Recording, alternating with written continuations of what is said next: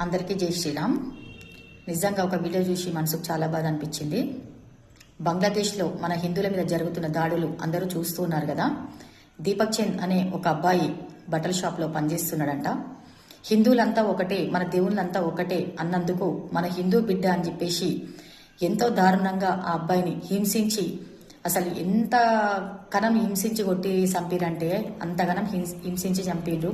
Only మన హిందూ బిడ్డ అన్న మాత్రంలా బ్రతుకున్న మనిషి మీదనే పెట్రోల్ పోసి చెట్టు గట్టి కాల్చుకుంటా కూడా మళ్ళీ కట్టెలతో కొట్టి చంపారు.